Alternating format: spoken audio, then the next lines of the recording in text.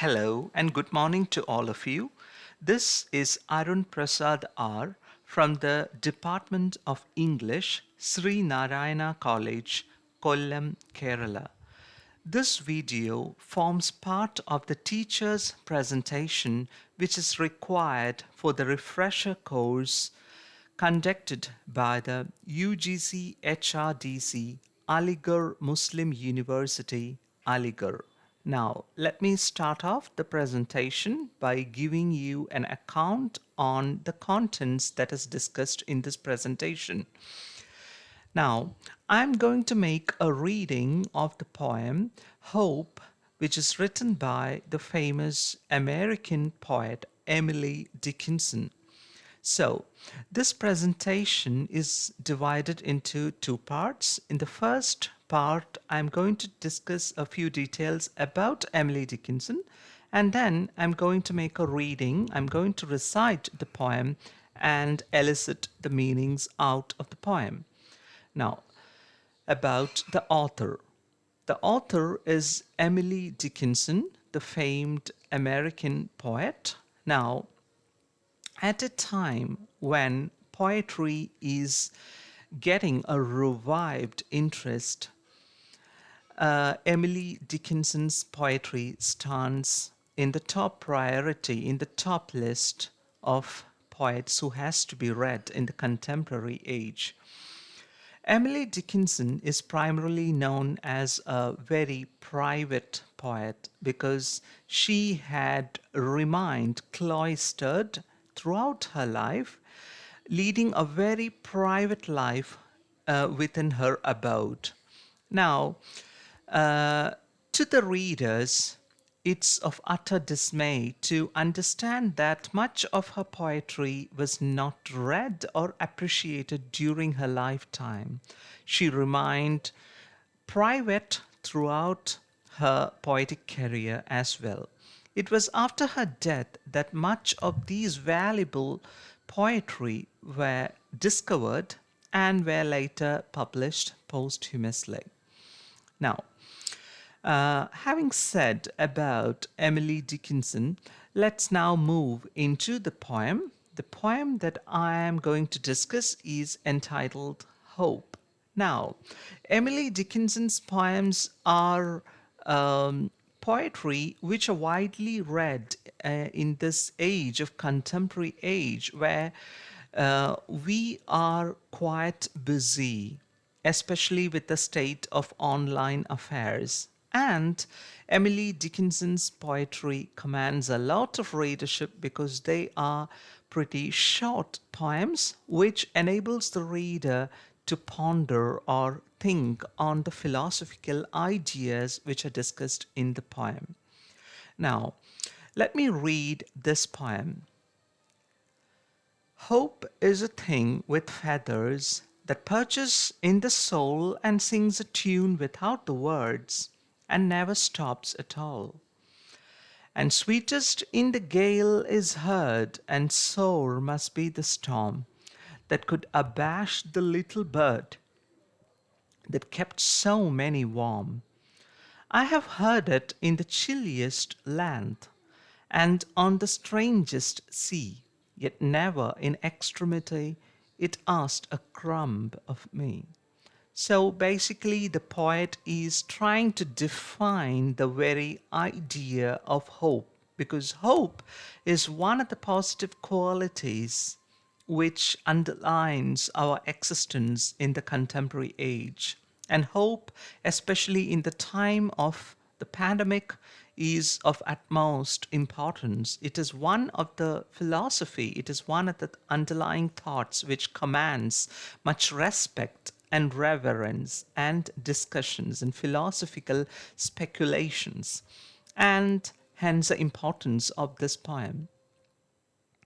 So the poet is basically trying to define and redefine the concept of hope.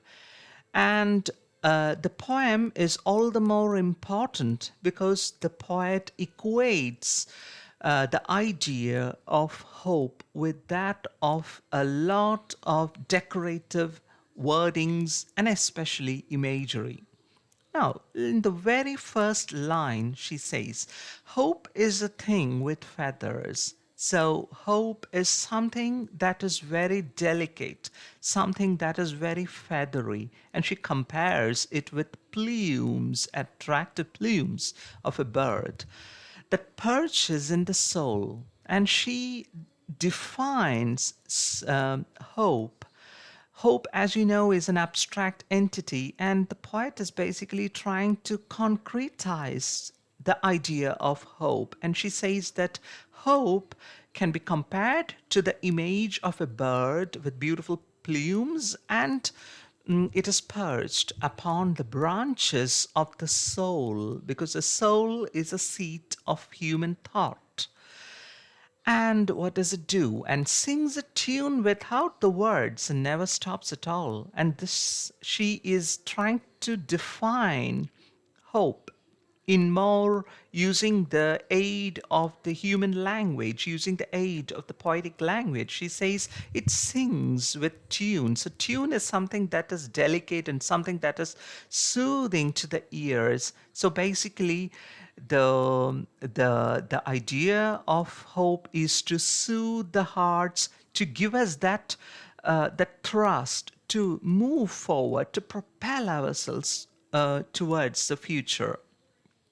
And she says that when she introspects into the idea of hope, she finds that the idea of hope, the language of hope, she explores into the language of hope, and she says that the language of hope is devoid of any kind of words, because usually when you are in situations of adversity, maybe you might have your relatives or your friends coming towards you and telling you, pumping into you hopeful words. So hope is something that is associated with words. But here she says, the real hope that is residing within your soul, it works without the words or human language, and it never stops at all. And hope is a sort of repository, it is a gurgling, happy stream.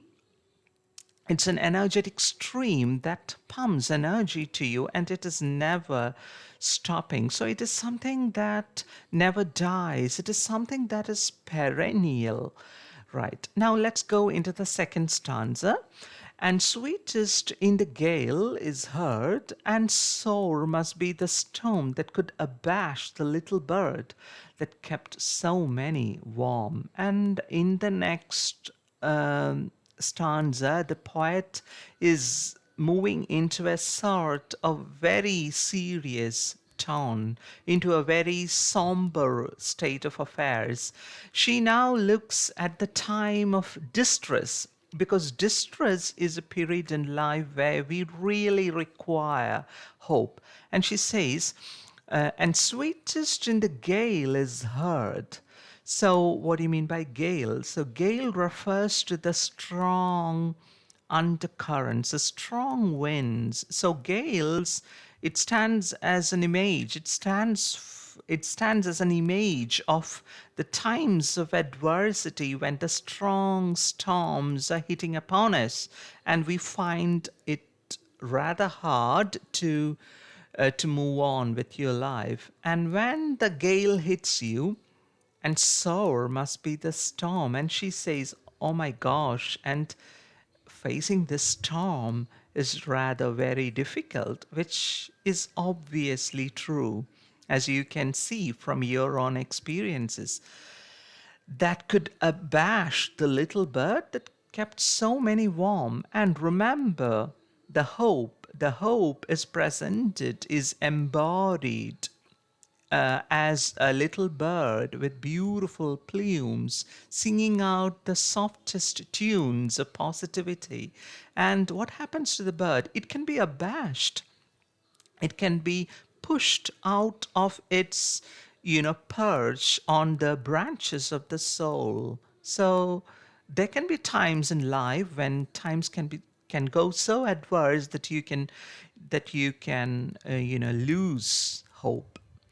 Now let's move into the last stanza, which has a lot of punch in it, and especially it is Emily Dickinson, and she's going to wind. Let's see how she's going to wind up this poem. I have heard it in the chillest land and on the strangest seas. Now she is building up two important images over here. Number one is the chillest land. Imagine a place which is filled with snow. Okay, a land without vegetation, a land which is full of cold and snow. It might be too miserable. We can't think of such a place. And also think of the strangest of the sea. And what do you mean by the strangest of the sea? Sea is deep, and at the same time it's very strange because it can be calm, at the same time it can be, loud and boisterous. So it is strange. The sea is very strange, and sea is an icon. It's an image often used in literature to show the test of time. So you have these. She brings in these two images: the chilly land, a snow covered land, and as well as a strange sea. And now she says that she had met with hope in the very chilly landscapes and even in the strangest of the seas, that is, in the most adverse of the situations. And hope, the presence of hope, the residing hope within her soul has let her pass through these adverse situations. Yet never in extremity. It asked a crumb of me, and now there is a further. She broadens, she dilates the very vision of hope by telling another definition of hope. She defined hope, and she is extending the horizons of definitions of hope by telling us that even during the times of extremity, the hope never demanded anything. So you can think of this world where even in relationships, nothing is so sacred. Everything is based on give and take. Now, we all know that the world is very materialistic, and in a materialistic world, the hope is that divine bird which resides in your soul, and it all that it does is it shares a hope, it shares a happiness to you, it shares a positivity to lead on with life. It does not expect anything out of you, which is really beautiful. Leading a relationship, expecting nothing from others, is something that is great. And this is what most religions preach. And having said this, it, it creates a great impact upon our soul, upon the reader's mind. And such is the impact of the poem. And in fact, I selected this poem for reading in this morning just because of the fact that hope is one of the essential requirement at a time of adversity when COVID-19 pandemic is doing a real havoc across the world. So, having said with a positive note, I wind up my presentation. Thank you for being patient and listening to this presentation. Thank you.